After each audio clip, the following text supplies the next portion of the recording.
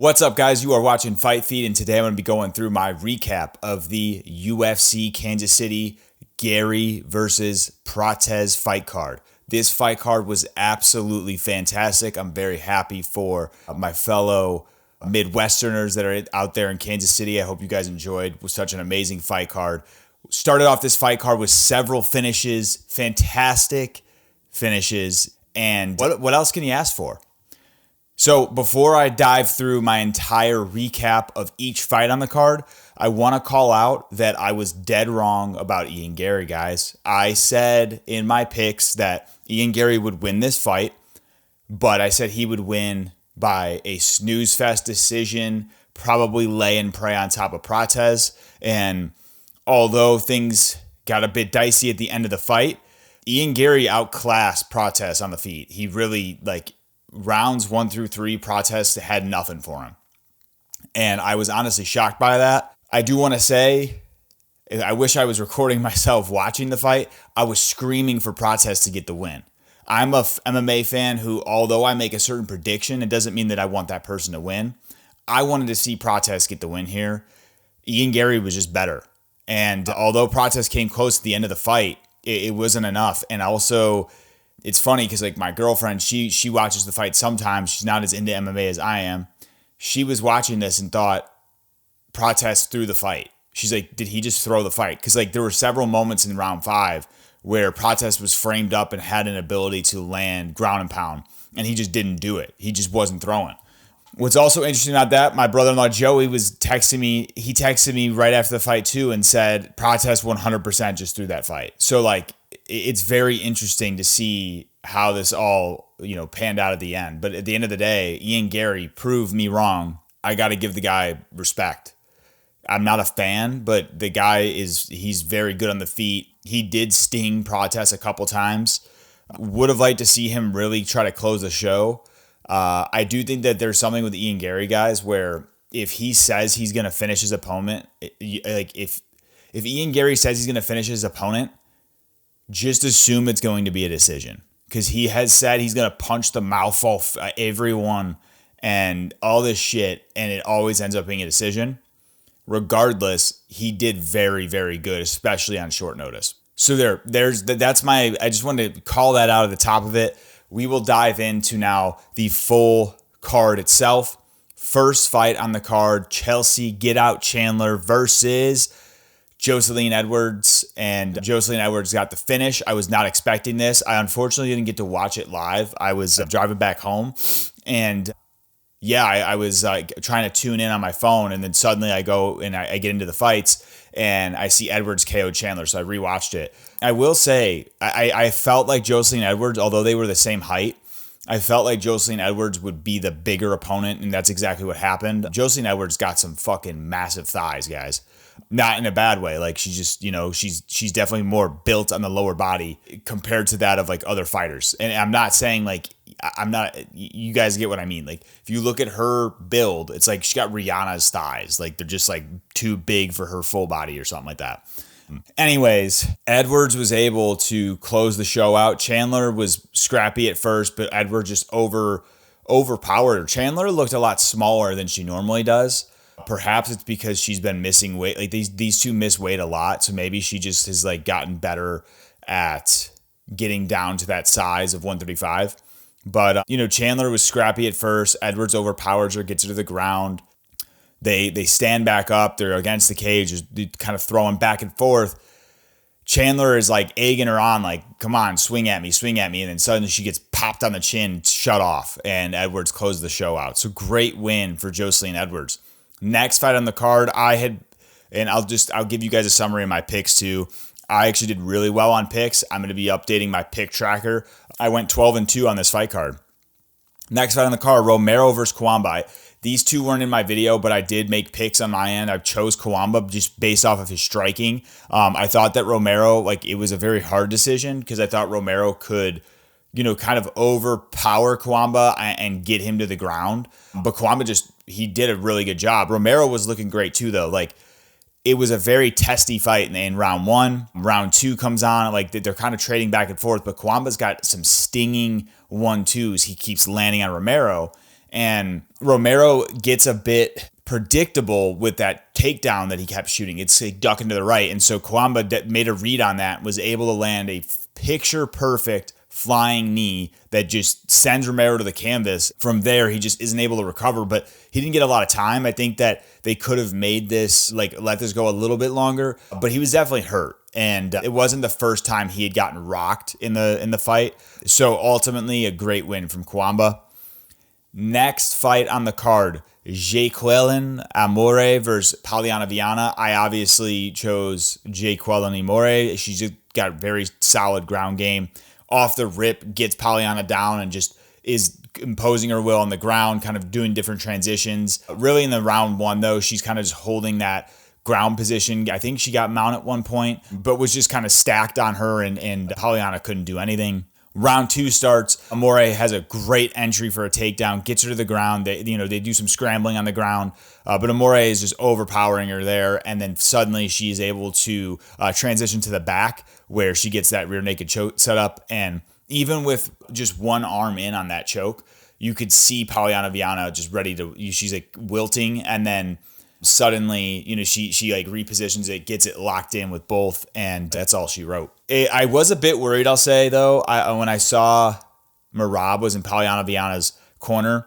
Not to say your corner can't fight for you, but I felt like having someone like Merab there might actually be a huge benefit to her. Unfortunately, it didn't help her. So great fight, though. Amore is looking really good. She just continues on with those finishes. Probably going to break a record at some point for the most submissions in this division. Now, that is at strawweight, so it'd be interesting to see Amore go against someone like a Rob Schneider. We'll see what happens, guys. Next fight on the card, Malcolm Wellmaker versus Cameron Simon. So in this fight, I actually, like I said, it was a hard choice. I was kind of leaning towards Cameron Simon, but after watching tape, and this is why I think I'm going to continue to watch tape for these fights, guys, is because I watched tape quite a bit. And not only did I see Cameron Simon kind of take a ton of damage in his recent fights, especially the one with Peyton Talbot, the one thing that I was worried about with Cameron Simon is he's a southpaw, and he constantly moves in with that like Dreykus drunken kung fu, like,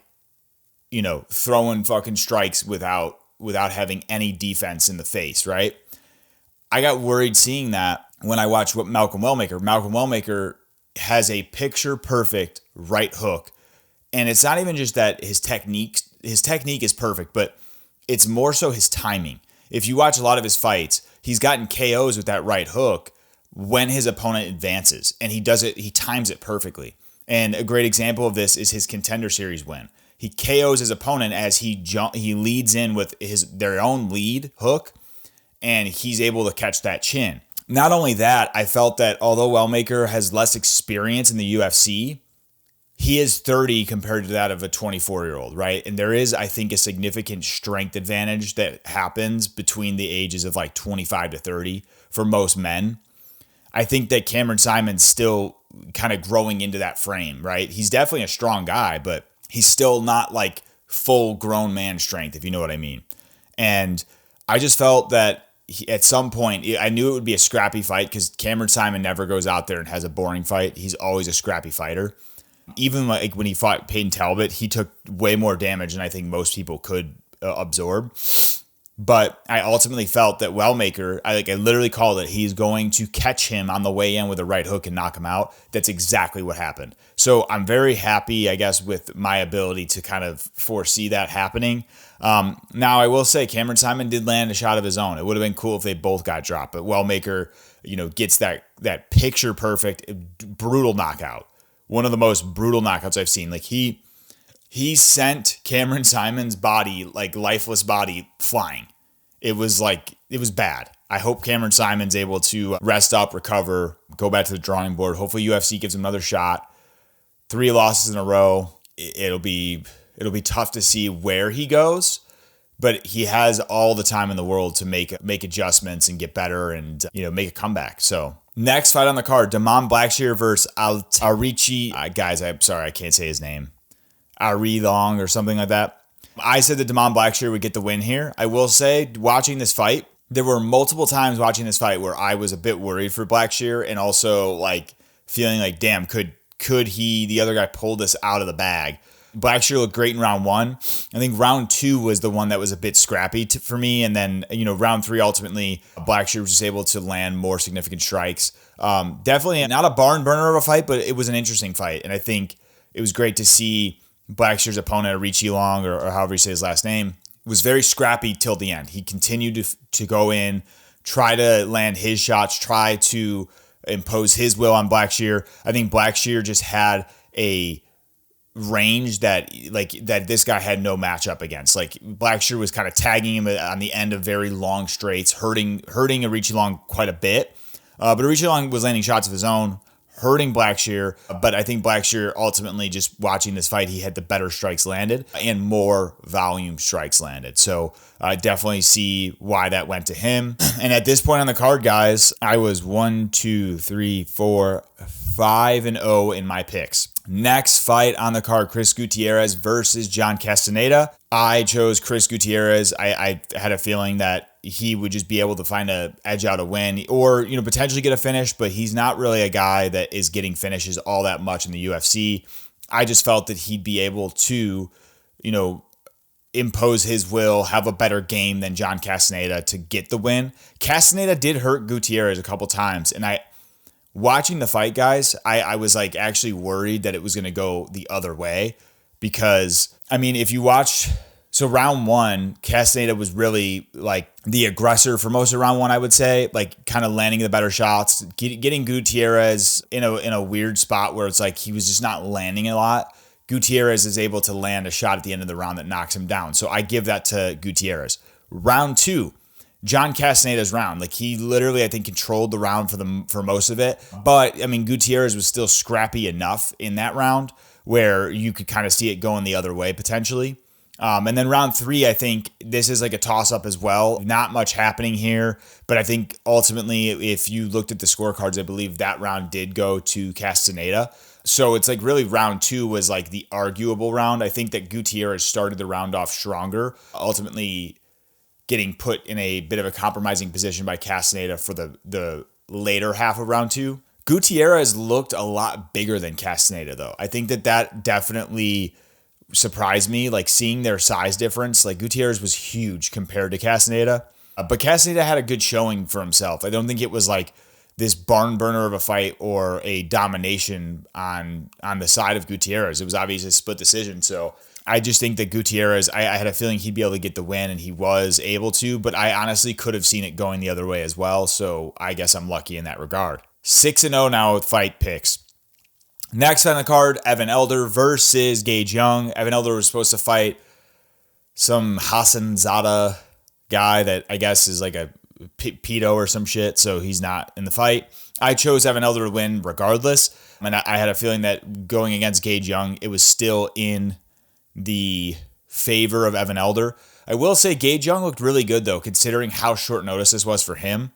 He was able to really, if you watch the fight from start to finish, Gage Young was dictating that forward pressure the entire fight, but Evan Elder had a great showing fighting off the back foot and landing brutal body kicks at will. And those body kicks, he had a stamp on Gage Young's fucking stomach/liver spot area. And Gage Young, I think, was a bit hesitant because of those hard kicks landing at the body. He wasn't able to connect the way that I think he should have. However, Gage Young was peppering Elder quite a bit in this fight, where I'm shit, he could potentially catch him. And I do think if you're looking at it from a boxing perspective, Gage Young had more crisp boxing than Evan Elder did, but Evan Elder just had a better Muay Thai and kickboxing style that Gage Young, I just don't think he had an answer for a lot of those attacks that Evan Elder was throwing his way. So ultimately, Evan Elder gets the W. Very fun fight for these guys, and I think they're both from this area, so really cool to see. That put me at 7-0 on the fight card so far. So I had 7 in a row. Next fight on the card, Jimmy Flick versus Matt Schnell. I had a very hard time picking in this fight, guys. I was leaning towards Matt Schnell because Matt Schnell is a scrappy guy. Matt Schnell is a very scrappy fighter, and I just felt like Jimmy Flick would be able to overpower him in the grappling exchanges. But Matt Schnell was able to continuously catch Jimmy Flick in certain situations where Flick would have to kind of scramble out and couldn't really fully take advantage of these ground positions he was getting Schnell in. Flick did hurt Schnell a little bit in the first round, but Schnell had better pressure and better landing on the feet. Ultimately, like, it was a very back and forth fight, fun fight to watch actually, because you had two guys who were just constantly throwing up submissions, trying to do something, and each of them kind of using the other guy's poor positioning against them by getting them in certain submissions. But ultimately, Matt Schnell was able to pull it off, and it was a great win for him. Jimmy Flick still looked good, competitive, but that's the first fight on the card I actually got wrong, putting me at 7-1. Next fight on the card. This is kicking off the main card, guys. We got Aliskerov versus Muniz. I had a feeling Aliskerov was going to go out there and just ultimately overpower in the striking exchanges and get a W, and that's exactly what happened. I was a bit surprised to see Aliskerov looked a little bit more doughy than normal. Like, he didn't look as chiseled as he normally does. Maybe I'm just forgetting how he's looked in previous fights, but he looked a bit more doughy in this one. Regardless, though, nothing looked different about his ability to strike and just land those crispy combinations that he's able to land. Muniz, I think, tried to take things down to the ground at one point. It just wasn't able to do it. And Aliskerov gets him against the cage, and in typical Aliskerov finishing fashion, against the cage, it's where he gets his work done. He lands those crispy 1-2s, and then he actually lands a glancing lead hook that, catches Muniz on the temple. I'm a bit surprised, guys. We all watch, I watch every weekend, right? I know a lot of other creators watch every weekend, and also commentators, right? It seemed like they were all questioning if Muniz was actually hurt or faking it. And it's if you watch fights, guys, we've seen this happen before where a glancing shot can land in the temple area and really set somebody off. And in this case, for instance, Shane Burgos was hit by something in a fight, and 5 to 10 seconds later he drops from it. It's a delayed reaction type thing. That's exactly what happened. Aliskerov clips him on the temple, and I think then the equilibrium of Muniz is shocked and he drops, and that's when Aliskerov just goes to fucking town, landing some heavy ground and pound and putting him out cold. But I wasn't surprised by that. And I wasn't thinking oh, Muniz faked it. No, I think that he got hit in the temple. His body had a shock moment. And dude, I feel a lot of people have never been hit in the ear or the temple. And I think that's why people don't understand this shit. I get it, because my brother used to fucking he would just go earshot and bitch slap me in the ear.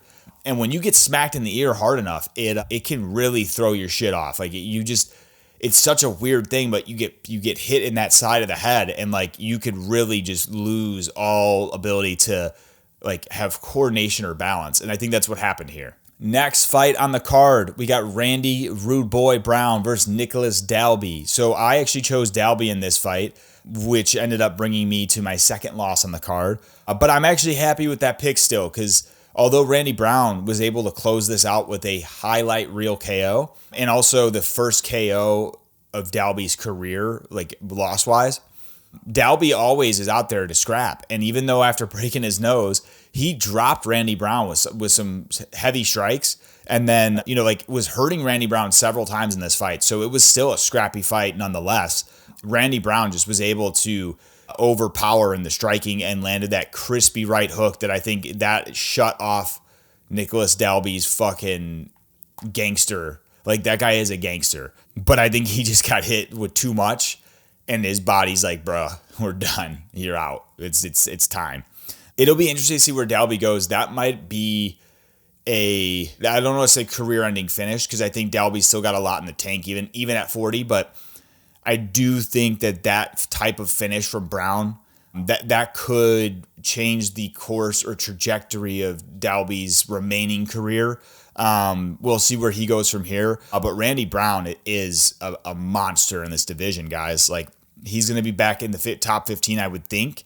It'll be interesting to see where he goes. He got a bit stalled, losing to Jack Della Maddalena. So it'll just be interesting to see where he goes from here. But he's on a decent streak here now, and we'll see what happens. Great win from Randy Brown. So at this point on the card, I'm 1, 2, 3, 4, 5, 6, 7, 7-1, 8-1, 8-2. So 8-2 on the card. And actually, I get the remainder of these fights correct, bringing me to 12-2 on this fight card. So, the next fight on the card, Abus Magomedov versus Michel Pereira. I chose Abus Magomedov to get the win in this fight. I feel like my prediction was actually picture perfect, guys. I felt that looking at this fight, you got two guys who have struggled with gas tanks in the past, and no question why. Both of these guys are yoked to the fucking gills.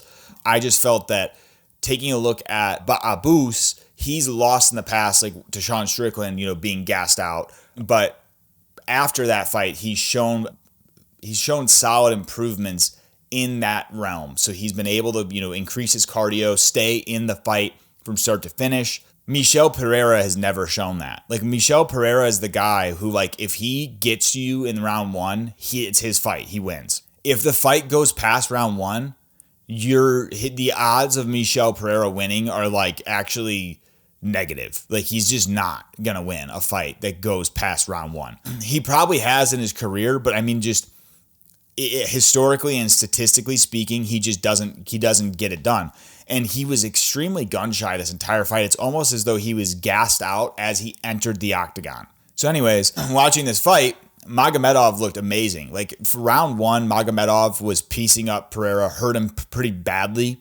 I think that only increased Michel Pereira's gun shyness. He just was not able to capitalize on anything. It was second guessing himself too much. I think he was also tired, but Abus was just putting it on him in round one, just landing any shot he needed to, dropping him at one point, getting him to the ground, landing some heavy ground and pound.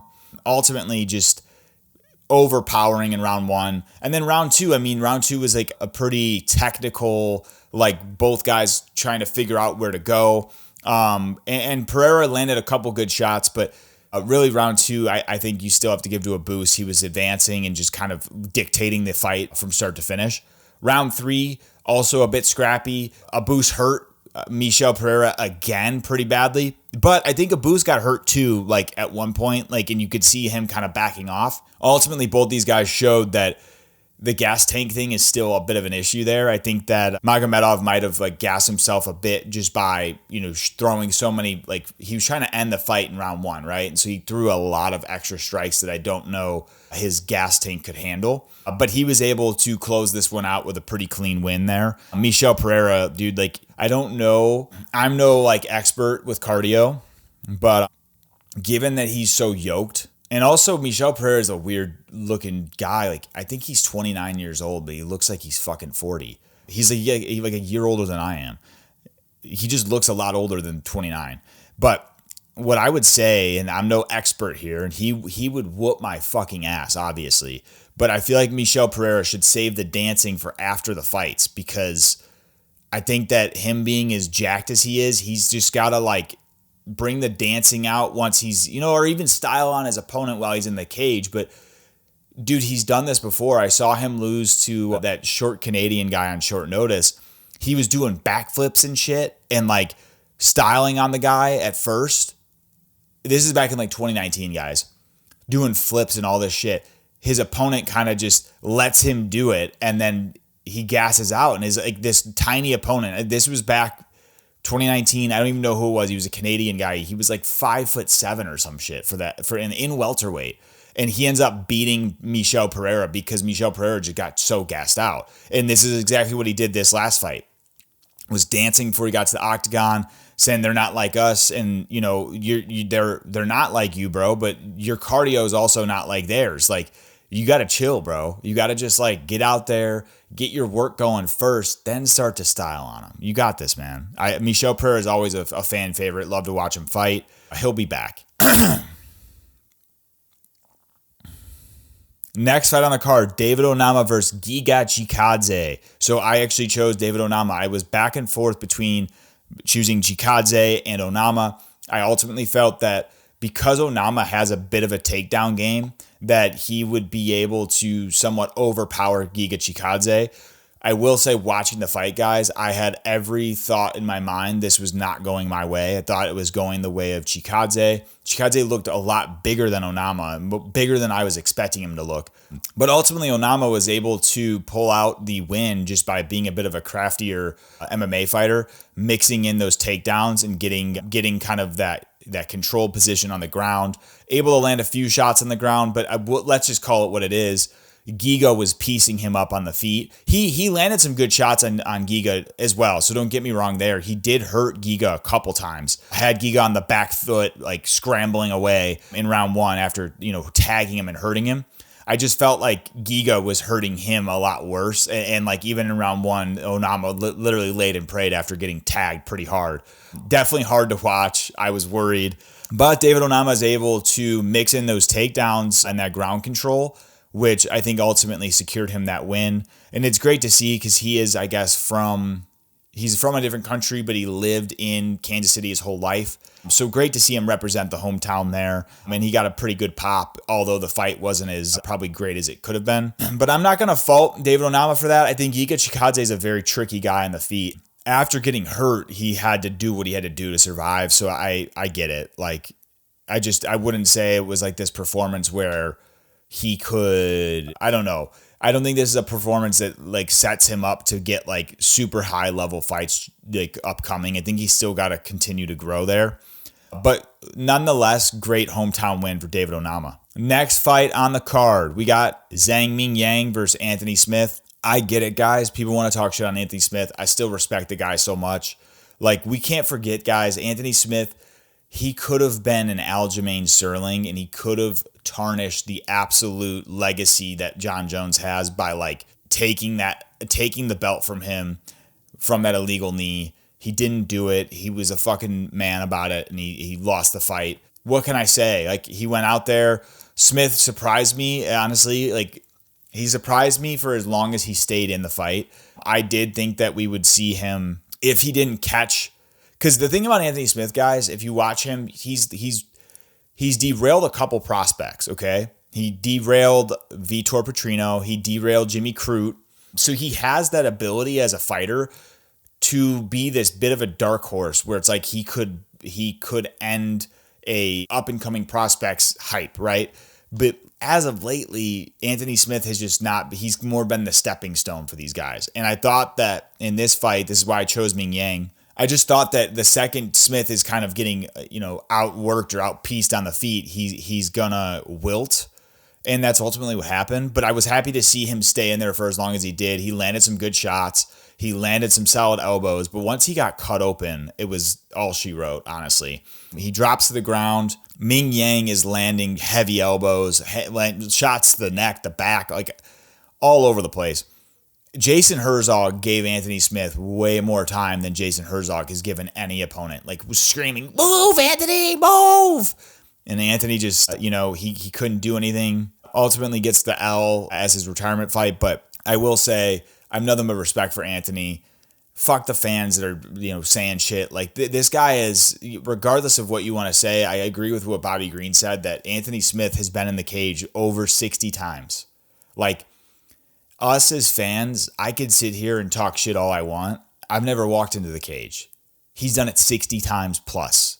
So the balls on him, and to go against the likes of John Jones, Glover Teixeira, Zhang Ming Yang, like Dominic Reyes, like he has fought some of the best opponents that you can fight at that weight division. I don't want to see people talking shit on Anthony Smith. Give the guy his respect, because like most of us would shell up the second we get tagged by anything. So let's not sit here and act like Anthony doesn't deserve the name of Lionheart. Because like if you look at his previous fights, he absolutely has that Lionheart. I just think he's at a point where you take so much damage. What else can you do? And I was also shocked, guys, because I don't know for sure, but I watched Anthony Smith's podcast, and I think he said his oldest daughter is 14, and I think she was in the octagon with him. Dude, she's like 6'2", and I think she plays volleyball. Like, bro, she should be playing basketball. She's tall as shit, especially for 14. I mean, I know girls, like, grow faster or whatever, but, like, to be that tall, like, next to Smith, I don't know if she's wearing, like, heels. Probably not. But, I mean, dude, what the hell? She's fucking huge for her age. So hopefully she's able to get a scholarship with volleyball. I think she plays volleyball or basketball. Like, go for it. And I think now it's great because Smith's going to be able to be like a full-time dad. So props to him, man. Nothing but respect. Ming Yang was hilarious at the end of the fight. He's like, Kansas City. So I love the promo cut from him. It'll be fun to see where he goes. Only 26 and bit of a marauder for this division. So it'll be fun to see. And light heavyweight's not a deep division, really. Like, there's definitely some high-level talent, but Ming Yang could etch his way now into the top 15, and it'll be interesting to see who he's matched up with next and where that takes him. The final fight on the card, and as I mentioned at the start of this video, Ian Garry shocked me. I thought he would go out there, and I thought he would do what Ian Garry does, where when he's fighting a fighter that is kind of outclassing him, just laying and praying like he did with MVP. Ian Garry outclassed Prates. Like, from rounds 1 through 3, Prates didn't do jack shit to Ian Garry. Ian Garry was using him like a punching bag, like moving in and out, slipping any of his big shots, like making Carlos Prates whiff at the air and then catching him. I was very impressed, guys.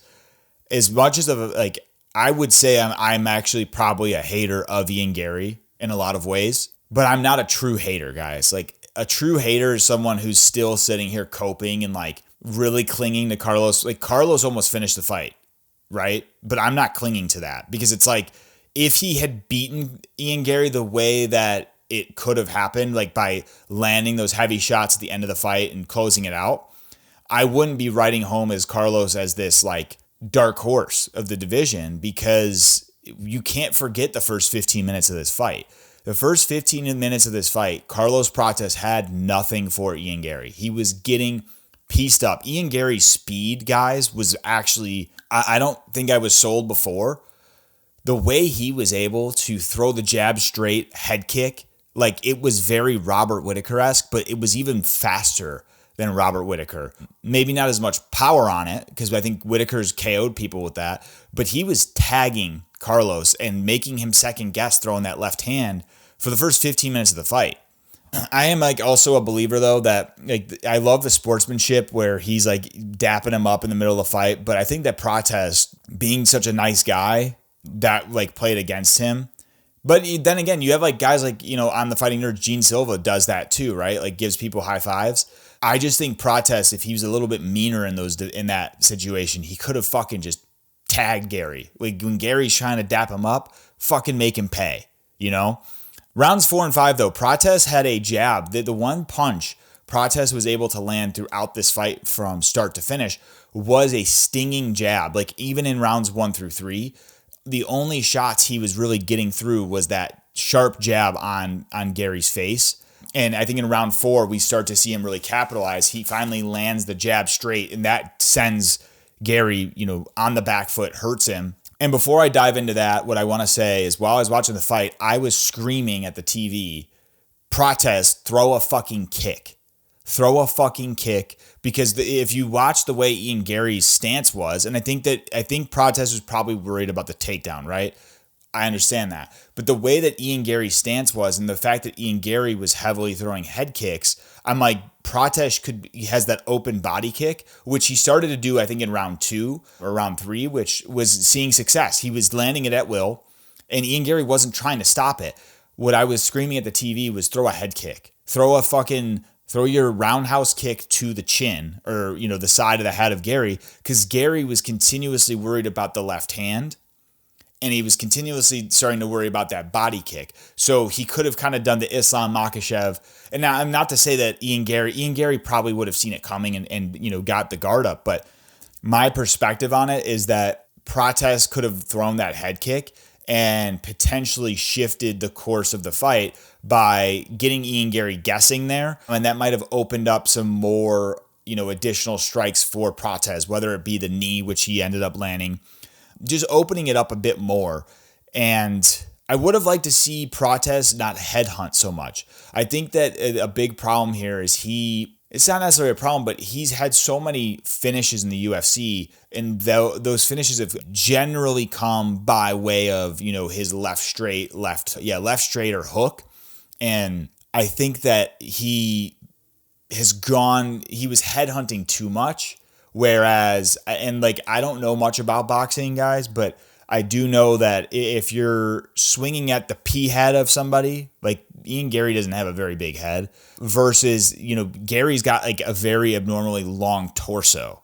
Like, I think would have better success going to the body, right? Like, he's got those long arms. He could kind of like extend that hook and try to piece Garry up there, especially given that Garry has a fucking fantastic gas tank. Although Prates is the cigarette smoker, smokes the cowboy killers at the end of the fight, it looked like Carlos was more fresh than Garry, which is a bit interesting. But I think that makes sense given the fact that most of what Prates did in the first 15 minutes was block. He wasn't really doing shit. And Garry was throwing like cardio kickboxing at him, like literally just fucking volume striking the whole time. Ultimately, I said it already. Like, people that also watch the fights that I'm close to said that they looked like he threw the fight. I just think that Prates, that's where it's like he looked fresher. I think he was probably just tired, and it was just hard for him to probably land those shots. I don't know. I think he'll go back, watch this fight, and realize, like, fuck, like he had Ian Garry hurt badly. And I don't care what Ian Garry has said. I haven't heard his post-fight interviews. He was hurt bad. And I know this and I only know this because I watch fights every weekend. I can see when a guy's hurt. I mean, there's just certain things that people do, right? When Kamaru Usman got knocked out by Leon Edwards, I was watching it live with people, saw the kick land. And it happened fast, right? But the kick lands, right? And right away, before Kamaru drops, he does this shit, right? Where his fist is balled up. And I screamed, like, he's fucking out cold. And, like, someone I was with was like, no, don't. And then he dropped, and they realized. They're like, how the fuck did you know that? I'm like, dude, you watch these fights enough. You see certain tendencies. And at one of the straights that Prates landed on Ian Garry on the ground, Garry, you saw the look in his eyes change. It went from being like, I'm in this fight, it's fight or flight, I'm fighting. The look in his eyes literally changed to like flight. And it was like autopilot. He was like using his head to like fucking roll out because like his body, he didn't have anything left. And I think he got hurt. So he's like now like trying to shimmy his way out. Yeah, I think Prates really is going to look back on this and realize he could have had this one in the bag, but he just didn't capitalize. But nonetheless, Ian Garry deserves a respect from us, regardless of the shit he says. He is that guy. He's very good on the feet. He really hurt Prates a couple times. I think the one thing I would say about Ian Garry is that I just want to see him actually live up to his confidence in that, like, when you say you're going to punch the mouth off somebody, fucking do it, man. Like, you've been talking about it so much. Fucking do it. Regardless, he did outclass Prates. He did say, I will outclass him everywhere. He did for pretty much the whole fight. I think where he started to lose in like rounds, I think round 4 and 5, you got to give to Prates. But I think the reason Garry lost is just that's a short notice, right? Like, we have to give the guy credit. He came in, like, Prates was short notice for Garry, sure. Prates was in a full camp. He was already in a camp for Jeff Neal, and it was a full camp. So nothing really changed but the opponent. In the sense of Garry, he wasn't in a camp. Like, he's been training, but was not in a camp. So I have to give him credit that, like, he went out there and I think he threw too much probably in rounds 1 through 3. And maybe that's due to the fans always bitching. And I think that he proved all of us wrong in that regard. But I think he might have just blew his wad in those first 3 rounds to a point where in rounds 4 and 5, the way that Prates was able to capitalize was not so much of Prates like getting one up on Garry or having a better game than Garry, but more so Garry just losing that cardio that obviously it's going to be hard for him to have given how short of notice this fight was. And I think that regardless of Ian Garry, like, us not agreeing with what the guy says, the fact that he went out there and fought the likes of Carlos Prates on short notice with his ranking on the line, there's not really much shit I can say about the guy. I mean, like the balls on him, it's something to behold, I guess, because like it's crazy that he's able to kind of go out there, put that all on the line, and now he's saying he's going to be the backup fighter. You know what? I respect it. Like, I don't know what the fuck Shavkat's doing, but Ian Garry went out there and he proved a lot of people wrong. So props to Ian Garry, gets the W, and we'll see what happens next. But that is my recap of this fight card. Very fun fight card to watch. I hope you guys enjoyed this fight card. I hope you also watched my picks and saw that I had some very solid picks, 12-2. So thank you guys for watching. Make sure you like this video, and also please subscribe to Fight Feed so you can stay in tune with all the MMA content I will be posting. I've already got my picks for the next fight card up. Make sure you get a view on that, and hopefully those fights all come to fruition. Thank you guys again for watching. I will see you on the next one.